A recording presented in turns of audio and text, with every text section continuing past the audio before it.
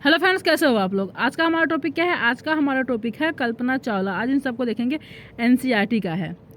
आज हमारी class number 4 है। क्या है आज हमारी क्लास? एक मिनट रुकिए। आज हमारी क्लास नंबर 4 है ईवीएस का। ठीक है, क्या है? क्लास नंबर 4 है। हमने 3 क्लास पढ़ लिया। अगर आपने नहीं देखा तो आप जाको, मैंने जानवरों के बारे में करवाया है, पक्षियों के बारे में करवाया है, इन सबको मैंने कंप्लीट करवा दिया है। आपको जो एग्ज़ाम में पूछे जाते हैं क्वेश्चन, वो सारे एनसीईआरटी से ही पूछे जाते हैं। तो आपको जहाँ कहाँ कहीं से पढ़ना है, कहाँ से कंटेंट पढ़ना है, आपको एनसीईआरटी से ही पढ़ना है बस। इसके बाद अभी मैं आपको क्या है ईवीएस का एनसीईआरटी मतलब सारे थ्योरी करवा रही हूँ। उसके बाद मैं आपको प्रीवियस ईयर का क्वेश्चन पेपर करवाऊंगी। ठीक है, क्या है प्रीवियस ईयर का क्वेश्चन पेपर जो आपके 2011 से लेकर 2022 तक पूछे गए हैं। ठीक है, 2011 से 2022 तक ये आपके बहुत ही इंपॉर्टेंट होते हैं। जैसे आपको पास टाइम नहीं है क्या है एनसीईआरटी पढ़ने का, तो आप क्या करना, अगर प्रीवियस ईयर क्वेश्चन भी लगा लोगे तब भी आपके 120+ नंबर आ जाएंगे। ठीक है, सिर्फ प्रीवियस ईयर का क्वेश्चन पेपर लगाने से।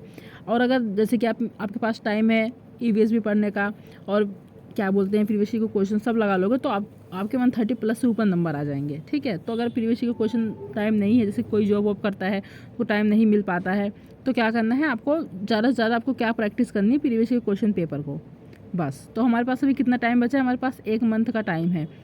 और जो हमारे हाफ जुलाई से हमारे एग्ज़ाम स्टार्ट हो जाएंगे और जो 15 दिन हमें बचेंगे 1 जुलाई से लेके 15 तक, वो हमें क्या है, हमें रिवीजन करना है। फिर जो हमारे जून है, इसी लास्ट जून तक क्या है सिलेबस को ख़त्म करना है। साथ साथ हमें प्रीवियस ईयर क्वेश्चन लगाना है, साथ साथ हमें प्रैक्टिस भी करनी है। सब इसी में करना है बस 1 महीने के टाइम में बस। तो हमें क्या है सिर्फ 10-15 दिन जो हमें रहना है वो रिवीजन करना है जुलाई में। ठीक है, चलिए देखते हैं। पहला हमारा क्या है, देखो पहला हमारा कल्पना चावला के बारे में है। कल्पना चावला की ये फ़ोटो आप लोग देख लीजिए। कल्पना चावला भारतीय मूल की पहली महिला अमेरिकी अंतरिक्ष यात्री थी। क्या है ये जो कल्पना चावला, इनकी ये फ़ोटो आप देख लो। ये जो थी भारतीय मूल की पहली महिला अमेरिकी अंतरिक्ष थी। ठीक है, इनका जन्म 17 मार्च 1962 करनाल हरियाणा में हुआ था। इनका जन्म कहाँ हुआ था? हरियाणा में हुआ था। कौन सी जगह में? करनाल में। कौन सी डेट को? 17 मार्च 1962 में हुआ था। 1988 में कल्पना चावला ने नासा के एम्स अनुसंधान केंद्र से अपने व्यावसायिक जीवन की शुरुआत की थी। किसमें? 1988 में। कहाँ से? नासा के एम्स अनुसंधान केंद्र से अपने क्या करा था इन्होंने? व्यावसायिक जीवन की शुरुआत की थी। ठीक है, एक मिनट।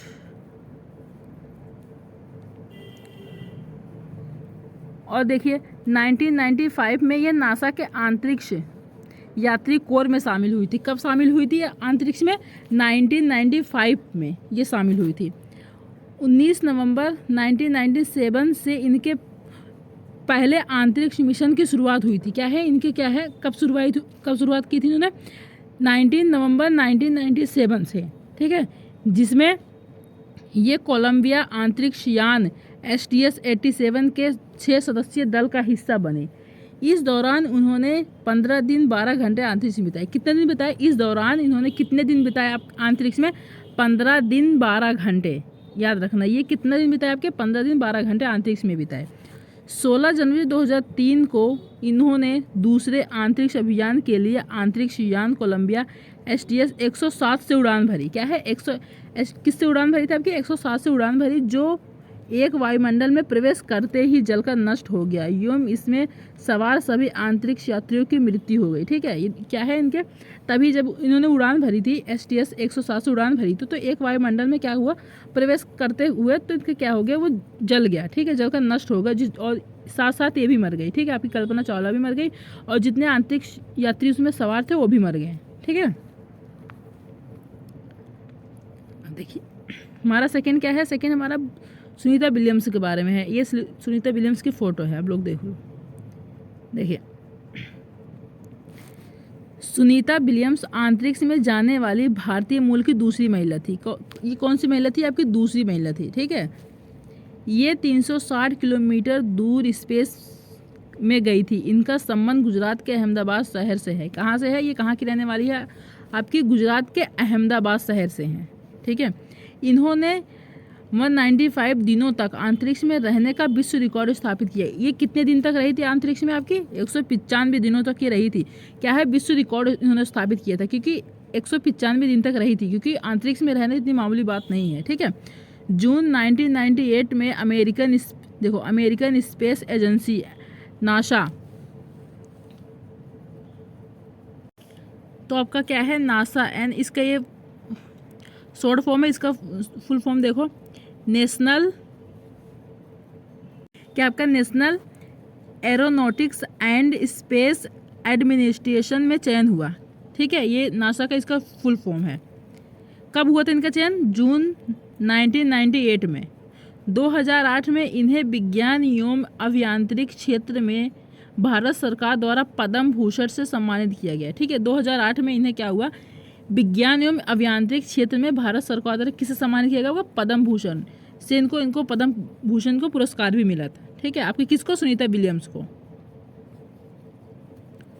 16 अप्रैल 2007 को अंतरिक्ष में मैराथन दौड़कर ऐसा करने वाली विश्व की पहली महिला बनी। क्या है? 16 अप्रैल 2007 में इन्होंने किया था। ठीक है, मैराथन दौड़कर ऐसा करने वाली विश्व की कौन सी महिला बनी? विश्व की पहली महिला बनी आपकी। देखो क्या आपका सुनीता विलियम्स के अनुभव स्पेसशिप में क्या है? सुनीता विलियम्स के अपने क्या अनुभव है स्पेसशिप में? देखो क्योंकि ये गई थी ना, तो वहाँ बताए इन्होंने अपने अपने अनुभव बताए हैं कैसा क्या होता है। वहाँ एक जगह बैठ नहीं पाते थे। सुनीता विलियम्स का क्या कहना था, इनका अनुभव क्या था कि वहाँ एक जगह बैठ नहीं पाते थे, एक जगह से दूसरी जगह तैरते रहते थे। पानी भी नहीं रुकता था, बुलबुले बनकर फ्लोर करता था। ठीक है, क्योंकि जो स्पेसशिप में जब ये गई थी तो क्या इनको क्या कहना था कि वहाँ पर हम एक जगह बैठ नहीं पाते थे, एक जगह से दूसरी जगह हम तैरते रहते थे। हम मतलब ऐसा नहीं है कि हम एक जगह हम स्थिर कहीं पर बैठ जाए, हमें बैठना कहीं पर वो हो जाए।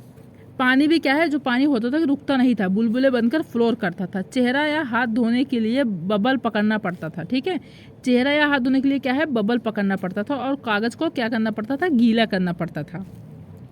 वहाँ कंघी करने की आवश्यकता नहीं थी। क्या है, उनको कंघी करने का जो बाल होते थे ना सारे क्या है? खड़े खड़े रहते थे।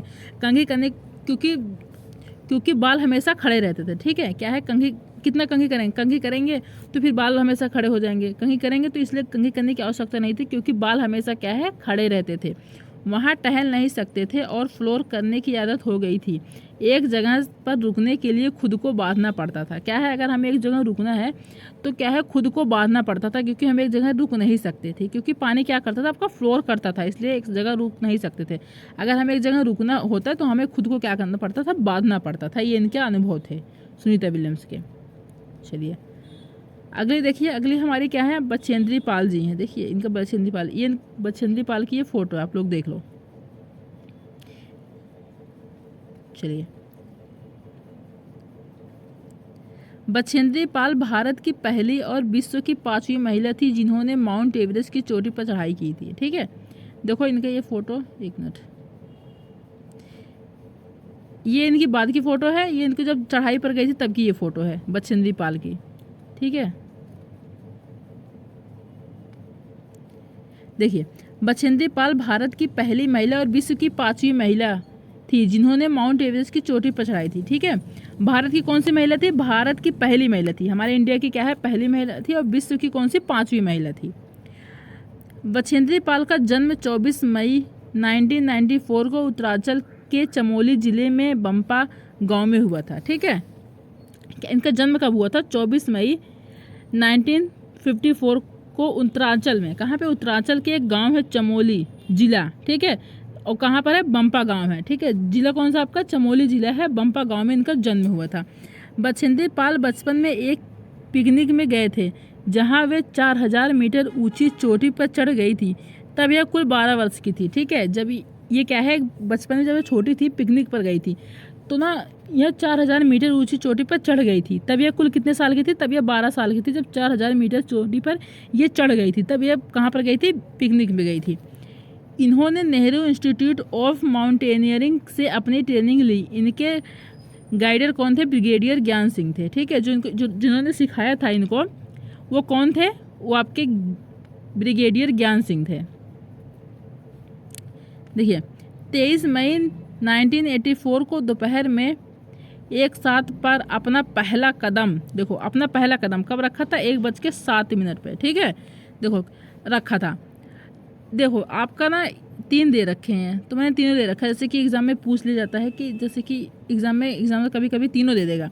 ठीक है। अगर तीनों दे देता है तो आपको सबसे पहले किस पे जाना है, सबसे पहले आपको इस पे जाना है 8,848 मीटर पे, ठीक है। किस पे जाना है आपका 8,848 मीटर पे। अगर जैसे कि आपका ये वाला नहीं रहता, आपका एक क्वेश्चन में 4 पॉइंट रहते हैं, ठीक है, 4 पॉइंट रहते हैं, चारों में अगर आपका तीनों दे रखे हैं, लेकिन सबसे पहले आपको किस पे जाना है, इस पे जाना है। जैसे आपका ये नहीं दे रखा है, इन दोनों में से दे रखा है, ठीक है, आपका ये नहीं दे रखा ऑप्शन में, ये दोनों दे रखा है और 2 अदर ऑप्शन दे रखे हैं, तो आपको क्या करना है, फिर इस सेकंड वाले पे इस पे जाना है, फिर इस पे लगाना है। ए भी नहीं दे रखा, अगर ये दे रखा तो इस पे लगाना है, लेकिन सबसे पहले आपको किस पे जाना है, सबसे पहले आपको 8,848 मीटर वाले पे ही जाना है बस, ठीक है। इन्होंने अपना पहला कदम कब रखा कि देखो, किसी कहना है इतना है, कभी इतना है, कभी इतना, कितना इतना भी दे देते हैं एनसीईआरटी वाला, ठीक है। तो क्या करना है आपको, पहले सबसे पहले आपको 8,848 वाले पर ही जाना है। तो इन्होंने अपना पहला दोपहर में 1:07 पर अपना पहला कदम 8,848, 8,850 और इतना मीटर ऊंची चोटी माउंट एवरेस्ट पर रखा, ठीक है। इनके साथ एक और मेंबर गई थी, ठीक है। इनके साथ जब ये गई थी, इनके साथ एक और मेंबर गई थी, यह एक साथ कदम नहीं रख पाए क्योंकि वहाँ जगह नहीं थी, तो पहले इन्होंने अपना कदम रखा, ठीक है। इनके साथ एक और गई थी मेंबर कदम रखने के लिए, ठीक है, लेकिन क्या थी, जगह नहीं थी वहाँ पर। जब जगह नहीं थी तो वो अपना कदम नहीं रख पाई, तो पहले इन्होंने अपना कदम रखा, उसके बाद अपना सिर झुकाया और झंडा फहराया और तस्वीरें ली, ठीक है। माउंट एवरेस्ट को नेपाल में सागर माथा भी कहते हैं। क्या है, माउंट एवरेस्ट में नेपाल को सागर माथा भी कहते हैं। देखो,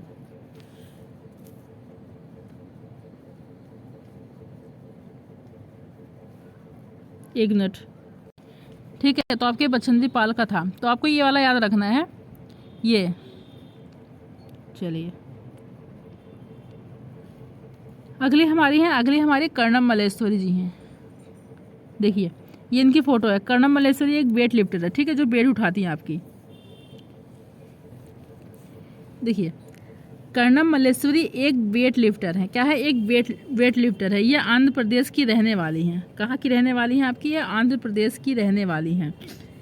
कर्णम मल्लेश्वरी 12 साल की उम्र में वजन उठाना शुरू करी था। ये जब इन्होंने कब से वजन उठाना शुरू करा था, जब ये 12 साल की थी, तब से इन्होंने अपना वजन मतलब वेट उठाना शुरू कर दिया था। ये 30 किलोग्राम तक भार उठा सकती है, 30 किलो तक ये वजन उठा सकती हैं। ये भारत के बाहर इन्होंने 29 मेडल जीते। इन्होंने कितने मेडल जीते हैं, इन्होंने 29 मेडल जीते हैं। इनकी जो बहनें हैं 4, वो भी क्या है, वेट लिफ्टर की, वो भी वेट लिफ्टर करती हैं, ठीक है। इनकी कितनी 4 बहनें और हैं, 4 बहनें हैं। देखो, इन्होंने कब से उठाना शुरू करा था, जब ये 12 साल की थी, ठीक है, 12 साल की उम्र से उठाना शुरू करा था। ये लोग, जैसे कि आपके एग्जाम में पूछ लिया जाता है कब से शुरू करा, तो 12 साल की कितने किलोग्राम तक उठा सकती है, ये बहुत इंपॉर्टेंट है। आपका 130 किलोग्राम तक उठा सकती है। कितने मेडल इन्होंने बाहर जीते थे हमारे भारत से, तो 29 मेडल बाहर जीते थे।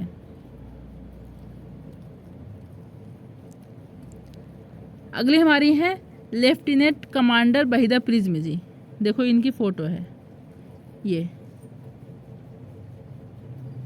देखो, ये भारतीय नौसेना में डॉक्टर हैं। जो आपकी वहीदा प्रिज्मी जी हैं, ये भारतीय नौसेना में क्या है, डॉक्टर है। इनका गांव थाना मंडी में है, जो जम्मू कश्मीर के राजौरी ज़िले में है, ठीक है। इनका गांव कहाँ है आपका, थाना मंडी में है। कहाँ पर, ये जम्मू कश्मीर के राजौरी ज़िले में है, ठीक है। राजौरी ज़िले में है गाँव, उनका थाना मंडी है। यहाँ पर इनका क्या है, यहाँ की रहने वाली हैं। नौसेना के समुद्री जहाज़ पर काम करने वाली गिनी चुनी महिलाओं में से एक हैं, ठीक है। नौसेना के समुद्री जहाज़ पर काम करने वाली गिनी चुनी महिलाओं में से क्या है, एक है। ये पहली महिला है। क्या है, ये पहली महिला है जिन्होंने एक पूरी परेड की कमान संभाली। किसी भी सेना ने, यह बहुत बड़ी बात है, ठीक है। सेना में, यहाँ क्या आएगा, में, सेना में यह बहुत बड़ी बात मानी जाती है, ठीक है। ये पहली महिला है जिन्होंने पूरी परेड की कमान संभाली है, ठीक है। कहाँ की, नौसेना के समुद्री जहाज़ की संभाली है। किसी भी सेना में बहुत बड़ी बात मानी जाती है, ठीक है। चलिए, अब देखिए, ये चमकता सितारा है आपका सूर्यमणि जी। इनका क्या नाम है, इनका नाम है सूर्यमणि। देखो, इनकी ये फोटो है, देखिए, सूर्यमणि एक चमकता सितारा है। चमकते सितारे उन साधारण लड़कियों की असाधारण कहानियां हैं जिन्होंने स्कूल जाकर अपनी ज़िंदगी बदल दी। सूर्यमणि चाहती थी कि लोग त्योहारों पर अपने गीत गानों को गाए, उन्हें भूले ना और अपने पहनावे को चाव से पहने, ठीक है। ये क्या है, आपकी गर्ल स्टार है, ठीक है। क्या है, चमकता सितारा है सूर्यमणि जी। इनका नाम क्या है, सूर्यमणि जी। इनका क्या कहना था, मतलब कि अपने लड़कियों को चाहती थी, जो लड़कियां हैं अपने त्योहारों को क्या है गाए, उन्हें भूले न, अपने पहनावे जो है वो चाव से पहने, अपने त्योहारों को मनाए, अपनी ज़िंदगी चाहती थी कि जो लड़कियां हैं वो भी अपनी ज़िंदगी बदले, वो कुछ करे। ये आपकी गर्ल लिस्ट है जो हमारी सूर्यमणि ये चाहती थी। देखिए, जड़ी बूटियों की समझ और बांस की चीज़ें बनाने की कला बच्चे भी सीखे। जो जड़ी बूटियों की चीज़ें हैं, जो बांस जो समझ है उन पे बांस की जो चीज़ें बनानी होती है, जो जड़ी बूटियों की जो समझ है, ये सारी कला क्या है बच्चे भी सीखे। अपने स्कूल की भाषा तो सीखे ही, क्या है इनका कहना था, अपने स्कूल की भाषा तो सीखे ही, अपनी कुडुख भाषा का भी रिश्ता भी उससे जोड़े। ठीक है, क्या इनकी क्या थी, कुडुख भाषा, उसका रिश्ता भी क्या है उससे जोड़े।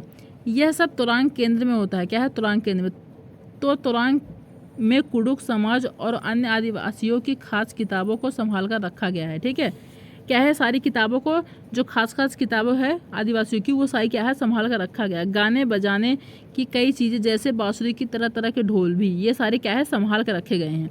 सूर्यमणि 21 साल की थी जब उसने बांसवी दीदी और कई लोगों की मदद से केंद्र खोला। ठीक है, ये कब कितने साल की थी, 21 साल की थी जब इन्होंने अपनी बांसवी दीदी की क्या है मदद से क्या है एक केंद्र खोला था। ठीक है, और उसने जब वो केंद्र खोला तो उसका नाम क्या रखा था, तुरांग रखा। देखो, उसने इस जगह का नाम क्या रखा, तुरांग रखा। केंद्र खोला, उसका नाम क्या रखा, तुरांग।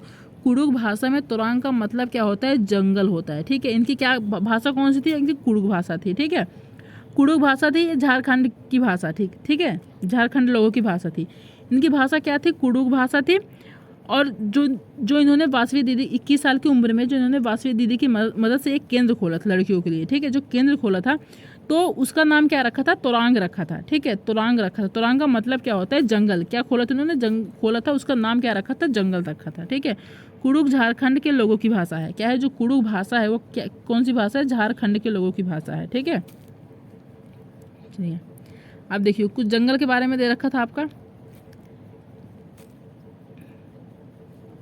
देखिए, जंगल अधिकार कानून 2007 के अनुसार जो लोग 25 सालों से जंगलों में एक जगह रह रहे हैं तो यह कानून उन्हें अधिकार देता है कि वह इस जगह पर जो चाहे वह उगा सकते हैं, उन्हें हटाया नहीं जाएगा। ठीक है, जंगल अधिकार कानून 2007 के अनुसार। ठीक है, किसके अनुसार, 2007 के अनुसार जो लोग 25 सालों से जंगलों में एक जगह रह रहे हैं, कानून ने वो अधिकार दे दिया था कि वह इस जगह पर चाहे कुछ भी उगा सकते हैं, चाहे जितने मर्जी उतने दिन तक रह सकते हैं, इन्हें कोई भी नहीं हटाएगा, कोई नहीं हटा सकता है। ठीक है, जो 25 सालों से रह रहे हैं उस जंगल में, कुछ भी उगा सकते हैं, अपना कुछ भी कर सकते हैं, वहाँ पे कितने टाइम भी रह सकते हैं, उन्हें वहाँ कोई नहीं हटाएगा। जंगल का संरक्षण वहाँ की ग्राम सभा करती है। क्या है, जंगल का जो संरक्षण है वहाँ की ग्राम सभा करती है। खानों की खुदाई हो रही है, बांधों का निर्माण हो रहा है, जिससे जंगल खत्म होता जा रहा है। आपको भी पता है कि खानों की खुदाई बढ़ती जा रही है और बांधों का क्या हो रहा है, ज़्यादा से ज़्यादा निर्माण हो रहा है, जिससे हमारा क्या है जंगल खत्म होता जा रहा है। जैसे जैसे जंगल खत्म हो जाएंगे तो जो जंगल के आदिवासी लोग हैं वो लोग भी तो हट जाएंगे, वो लोग भी तो खत्म होते चले जाएंगे। और साथ साथ जैसे जैसे हमारे जंगल खत्म हो जाएगा, आदिवासी तो खत्म होंगे ही, साथ साथ क्या होगा, जो हमारे पशु पक्षी है, जो हमारे जानवर है, सब क्या है वो भी ख़त्म होते चले जाएंगे। ठीक है, उनका भी कोई निशान नहीं रहेगा अगर ज़्यादा ज़्यादा खानों की खुदाई होगी, बांधों का निर्माण होगा, जिससे जंगल हमारे ख़त्म नष्ट होते चले जाएंगे। इसलिए हमें कहते हैं कि हमें क्या करना चाहिए, ज़्यादा से ज़्यादा हमें क्या है पेड़ पौधे लगाने चाहिए। ठीक है, देखिए आपके राकेश शर्मा के बारे में। देखिए आपकी ये राकेश शर्मा की फ़ोटो है। ठीक है, देख लीजिए। भारत के प्रथम विश्व के 138वें अंतरिक्ष यात्री राकेश शर्मा थे। ठीक है, भारत के कौन से थे, भारत के प्रथम थे, और विश्व के कितने कौन से थे, 138वें थे। राकेश शर्मा का जन्म 13 जनवरी 1949 को पंजाब के पटियाला में हुआ था। कब हुआ था इनका जन्म, राकेश शर्मा का जन्म 13 जनवरी 1949 को पंजाब के पटियाला में हुआ था। यह 3 अप्रैल 1984 को सोवियत संघ के अंतरिक्ष यान सोयूज T-11 से अंतरिक्ष के लिए रवाना हुए थे। कब हुए थे, 3 अप्रैल 1984 को सोवियत संघ के अंतरिक्ष यान सोयूज T-11 से अंतरिक्ष के लिए रवाना हुए थे। 7 दिन 21 घंटे और 40 मिनट स्पेस स्टेशन, कितने दिन तक, देखो 7 दिन 21 घंटे और 40 मिनट स्पेस स्टेशन साल्यूट 7 में बिताने के बाद वे धरती पर लौट आए थे। ठीक है, कितने दिन इन्होंने बिताया था आपके स्पेस में? 7 दिन 21 घंटे 40 मिनट बिताए थे। ठीक है, फिर क्या है, धरती पर लौट आए थे। 1984 में भारत सरकार द्वारा इन्हें अशोक चक्र से सम्मानित किया गया था। कब इन्हें अशोक चक्र कब मिला था? इन्हें 1984 में सरकार ने इन्हें क्या है, अशोक चक्र से सम्मानित किया था। इन्होंने सोवियत संघ से यूरी गागरिन केंद्र में अंतरिक्ष यात्री का प्रशिक्षण प्राप्त किया था। कब इन्होंने सोवियत संघ से क्या है, कौन थे? यूरी गागरिन केंद्र में अंतरिक्ष यात्री का प्रशिक्षण भी प्राप्त किया था। अब क्या है, अब आपका है डांडी यात्रा के बारे में। क्या है? डांडी यात्रा के बारे में, जो हमारे गांधी जी ने चालू करा था। जो गांधी जी आपके डांडी यात्रा पर गए थे, आपने पढ़ा भी होगा हिस्ट्री में। चलिए देखो, सन 1930 में अंग्रेजों ने भारत के आम लोगों को नमक बनाने पर पाबंदी लगा दी थी।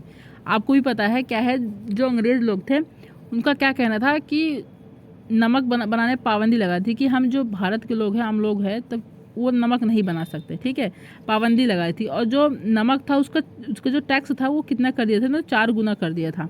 क्या है, नमक पर पाबंदी लगा 4 गुना कर दिया था, जिससे कि जो भारत के लोग थे वो अगर वो नमक नहीं खाएंगे तो उनको क्या कहना था कि जो हम नमक क्यों नहीं बना सकते। इन्होंने पाबंदी लगा दी थी। कह रहे थे अगर हमें नमक अगर तुम्हें लेना है, बनाना है, तो 4 गुना तुम्हें ज़्यादा पैसे देने पड़ेंगे। ठीक, खरीदना पड़ेगा। लेकिन इनके पास इतने पैसे नहीं थे कि ये 4 गुना नमक मतलब पैसे देकर नमक खरीद सके, तो इसलिए पाबंदी लगा थी। जिस कारण गांधी जी ने दांडी यात्रा शुरू की थी। क्या है, जिस कारण गांधी जी ने क्या की थी, आपकी दांडी यात्रा शुरू की थी। गांधी जी का कहना था कि जो चीज़ हमें कुदरत ने दी है उसे बनाने में बंदिश कैसी है।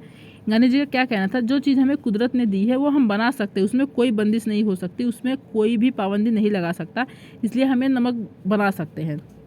उन्होंने लोगों के साथ मिलकर अहमदाबाद से दांडी के समुद्र तट तक एक लंबी यात्रा और इस गलत कानून को तोड़ा। ठीक है, उन्होंने लोगों के साथ मिलकर अहमदाबाद से इन्होंने शुरू करा था। ठीक है, दांडी यात्रा शुरू गई थी। कहाँ से? अहमदाबाद से दांडी समुद्र तक।